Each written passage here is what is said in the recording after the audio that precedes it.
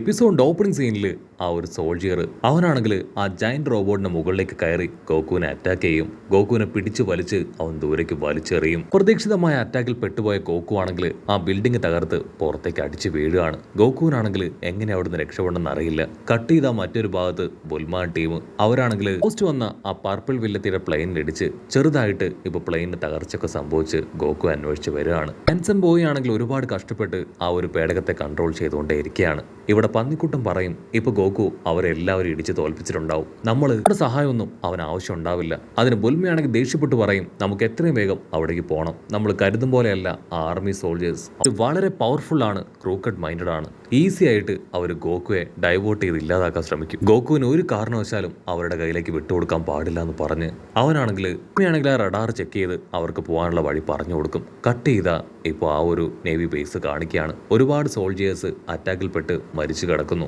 ആ റഡാറിലാണെങ്കിൽ ഒരു കൂട്ടം ഡ്രാഗൺ ബോൾ അങ്ങനെ ഒരു ഭാഗത്ത് കിടക്കുന്നതായിട്ട് കാണും. അത് മറ്റാരുടെയും കയ്യിലല്ല, ഗോകുവിന്റെ കയ്യിലാണ്. അപ്പോൾ അവിടെ നിന്ന് അങ്ങനെ സൂം ഔട്ട് ചെയ്ത ആ വില്ലൻ അവൻ ആ റോബോട്ടിന്റെ കൈ ഇപ്പൊ ഗോകുവിന് നേരെ ഫോക്കസ് ചെയ്യും. അടുത്ത നിമിഷം ഒരു വലിയ അറ്റാക്ക് അവിടെ നടത്തുകയാണ്. ഗോകു ഉണ്ടായിരുന്ന ആ പ്രദേശം തന്നെ തകർന്നില്ലാതാവും. അവൻ അവിടെ കറക്റ്റ് ആയിട്ടൊന്ന് ഒബ്സർവ് ചെയ്യും.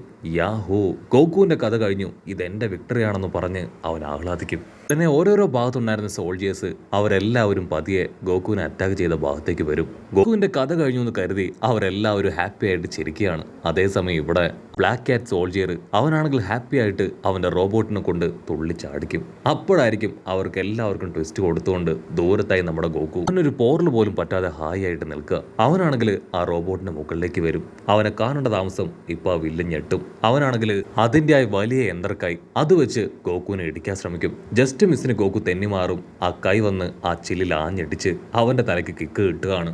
പകുതി ബോധം പോയ അവനാണെങ്കിൽ ഏതോ സ്വിച്ചിൽ പിടിച്ച് വലിക്കും. അടുത്ത നിമിഷം അത് വമ്പം ഫോഴ്സിൽ മുകളിലേക്ക് പോവാണ്. ഗോകു ആണെങ്കിൽ അതിനോടൊപ്പം പോവും. അതിനുശേഷം അവൻ താഴേക്ക് ചാടും. ഗോകു ആണെങ്കിൽ നൈസായിട്ട് ഒരു ബിൽഡിങ്ങിന്റെ മുകളിൽ വന്ന് ലാൻഡ് ചെയ്യും. അതേസമയം അൺകോൺഷ്യസ് ആയ ആ ഒരു സോൾജിയർ അവൻ വീണ്ടും കോൺഷ്യസ് ആവുകയാണ്. ആ റോബോട്ട് പതിയെ ടേൺ ചെയ്ത് അതിൽ നിന്ന് വലിയൊരു മിസൈൽ അതിപ്പോ ഗോകുവിന് നേരെ പോയിന്റ് ചെയ്യും. ചുറ്റും ഉണ്ടായിരുന്ന സോൾജേഴ്സ് ആണെങ്കിൽ അതുകൊണ്ട് നാനാ ഭാഗത്തേക്ക് ഓടുകയാണ്. അടുത്ത നിമിഷം ജയന്റ് മിസൈൽ അത് ഗോകുവിനെ ലക്ഷ്യമാക്കി ഫ്ലൈ ചെയ്ത് വരികയാണ്. ഗോകു ആണെങ്കിൽ എടുത്ത് ചാടി അതിനെ ആഞ്ഞ് കിക്ക് ചെയ്യും. പക്ഷെ എന്താ, ഗോകുവിന്റെ കാലിന് നല്ല രീതിയിൽ പരുക്ക് പറ്റുകയാണ്. കിക്ക് കിട്ടി ആ ഒരു മിസൈൽ വന്നതുപോലെ തിരികെ ആ റോബോട്ടിന്റെ അടുത്തേക്ക് പോകും. അവൻ ഒരുപാട് കഷ്ടപ്പെട്ട് ബുദ്ധിമുട്ടി ആ ഒരു റോബോട്ട് ഡൈവേർട്ട് ചെയ്യും. പിന്നെ ഒരു പാർട്ട് തകർത്ത് അത് മഞ്ഞുമലയിൽ പോയി അങ്ങനെ പൊട്ടിത്തെറിക്കുകയാണ്.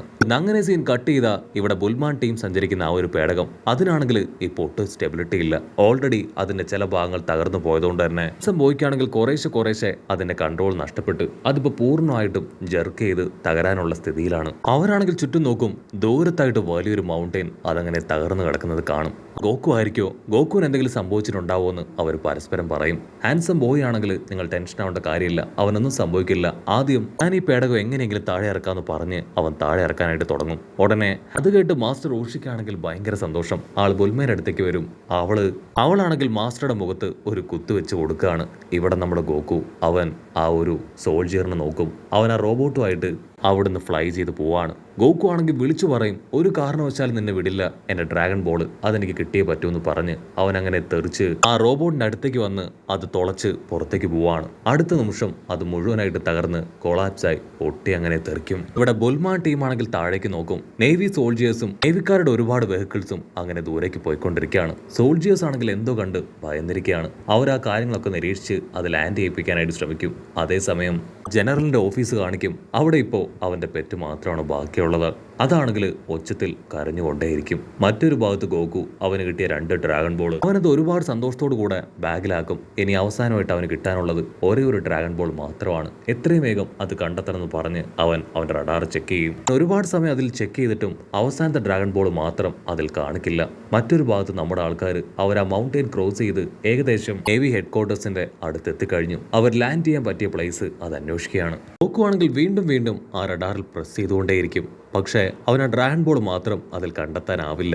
അതേസമയം ബുൽമാൻ ടീം അവരാണെങ്കിൽ പതിയെ ആ പേടകം അത് താഴെ ഇറക്കി ഓരോരുത്തരായിട്ട് ഇപ്പൊ പുറത്തേക്ക് വരും. അതിനുശേഷം പരസ്പരം തർക്കിക്കാനായിട്ട് തുടങ്ങും. താൻ ആണ് പവർഫുൾ, അതുകൊണ്ട് ഞാൻ പറയുന്ന പോലെ നമുക്ക് മുൻപോട്ടേക്ക് നീങ്ങാം. അപ്പോൾ ഓപ്പോസിറ്റുള്ള ആൾ പറയും, അതല്ല, ഞാനാണ് സീനിയർ, നിങ്ങളെ കഴിഞ്ഞ് ഒരുപാട് കാര്യം എനിക്കറിയാമെന്ന് പറഞ്ഞ് അവരെല്ലാവരും 150 പറഞ്ഞ് 100 പറഞ്ഞ് പൊരിഞ്ഞ തർക്കം. അത് കേട്ട് നമ്മുടെ ആൻസം ബോയ് ആണെങ്കിൽ എല്ലാവരെയും സമാധാനിപ്പിക്കും. നമ്മൾ ഇത്തവണയെങ്കിലും ഒറ്റക്കെട്ടായിട്ട് നിൽക്കണം. ഒരു നല്ല പ്ലാൻ അത് ക്രിയേറ്റ് ചെയ്തിട്ട് മാത്രം അവിടേക്ക് പോകണം. കാരണം പോകുന്നത് ഒരു നിസ്സാര സ്ഥലത്തേക്കല്ല, ആ നേവി ക്യാമ്പിലേക്കാണ്. അവർ വളരെ ഡേഞ്ചറാണ്. സോ നമ്മുടെ ഓരോ മൊമെന്റും വളരെ കെയർഫുൾ ആയിരിക്കണം. നമ്മളെ എല്ലാവരെയും കമ്പയർ ചെയ്യുമ്പോൾ ഏറ്റവും പവർഫുള്ളും ബുദ്ധിമാനും അത് നമ്മുടെ മാസ്റ്റർ റോഷിയാണ്. സോ അദ്ദേഹം തന്നെ നല്ലൊരു പ്ലാൻ പറയും. ഉടനെ എല്ലാവരും റൗണ്ട് ചെയ്തിരുന്ന് കാര്യമായിട്ട് ചിന്തിക്കുകയാണ്. മാസ്റ്റർ ആണെങ്കിൽ കൂലങ്കക്ഷമായിട്ട് ചിന്തിക്കും. അതിനുശേഷം അവരോട് പറയും, എനിക്കൊരു അടിപൊളി പ്ലാൻ വന്നിട്ടുണ്ട്. മറ്റൊന്നുമല്ല, എനിക്കൊന്ന് ഡേറ്റിന് പോകണം.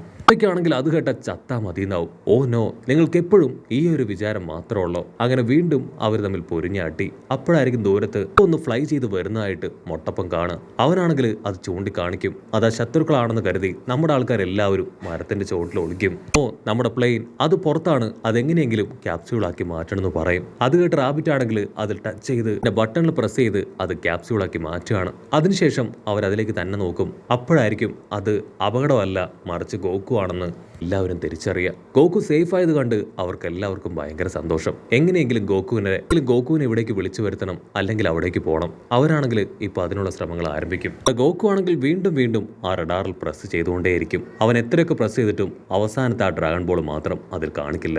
ഓ നോ, വീണ്ടും കംപ്ലൈന്റ് ആയോ? അങ്ങനെയാണെങ്കിൽ എനിക്ക് ബുൽമേരുടെ അടുത്തേക്ക് പോവേണ്ടി വരും. അവൾക്ക് മാത്രമേ ഇത് ബാക്ക് ടു നോർമൽ ആക്കാൻ പറ്റൂന്ന് പറഞ്ഞ് അവനാണെങ്കിൽ അതിനുവേണ്ടി തയ്യാറെടുക്കുമ്പോഴായിരിക്കും ദൂരത്തു നിന്നായിട്ട് ആരൊക്കെയോ അവനെ വിളിക്കുന്ന ശബ്ദം കേൾക്കുക. അവൻ താഴേക്ക് നോക്കും. അവന്റെ ടീംമേറ്റ്സ് അവരെല്ലാവരും ഈയും കാലും ഒക്കെ ഉയർത്തി അവന്റെ പേര് ഉച്ചത്തിൽ വിളിക്കുകയാണ്. ഗോക്കുവിനാണെങ്കിൽ ഭയങ്കര സന്തോഷം. വലിയെന്തോ റോക്കറ്റ് വിട്ട സന്തോഷത്തിൽ അവിടേക്ക് എത്തും. ഗോക്കു ആണെങ്കിൽ അവരെ നോക്കും. എന്തു പറ്റി? എന്തെങ്കിലും കുഴപ്പമുണ്ടോ? അതിനവർ പറയും, ഞങ്ങൾ കരുതിയത് നിന്റെ കാറ്റ് പോയെന്നാണ്. ധൈര്യം ഉണ്ടെങ്കിൽ നീ ഒറ്റയ്ക്ക് ഈ ആർമിയായിട്ട് ഫൈറ്റ് ചെയ്യാൻ ഇവിടേക്ക് കടന്നു വരും. ഡേഞ്ചർ ആണെന്ന് നിനക്ക് അറിയില്ലേ? ഞങ്ങളുടെ ഹെൽപ്പ് അത് നിനക്ക് ചോദിക്കാമായിരുന്നില്ലേ? നീ എന്തിന് ഇത് ചെയ്തു? അവരെ നമുക്ക് എല്ലാവർക്കും ഒരുമിച്ച് നേരിടാം. പിന്നെ ഗോക്കു ആണെങ്കിൽ സിമ്പിളായിട്ട് പറയും, ആക്ച്വലി അവരെ എല്ലാവരും ഞാൻ നശിപ്പിച്ചു കളഞ്ഞു. കുറച്ചുപേര് അവിടുന്ന് ഓടി രക്ഷപ്പെട്ടു. ആ 6 ഡ്രാഗൺ ബോൾ അത് ഞാൻ സ്വന്തമാക്കി. അവസാനത്തേതും 7ാമത്തേതുമായിട്ടുള്ള ആ ഡ്രാഗൺ ബോൾ അത് മാത്രം എനിക്ക് കിട്ടുന്നില്ല. ഞാൻ അങ്ങനെ കൺഫ്യൂസ്ഡ് ആയിട്ട് നിൽക്കുമ്പോഴാണ് നിങ്ങളെ കണ്ടതെന്ന് പറയും. അത് കേട്ട് നമ്മുടെ ആൾക്കാർ ഞെട്ടും. ബോയ്ക്കാണെങ്കിൽ അത് വിശ്വസിക്കാനായിട്ട് കഴിയില്ല. അവന്റെ റാബിറ്റിനെ ഇപ്പൊ നേവി ബേസിലേക്ക് അയക്കും.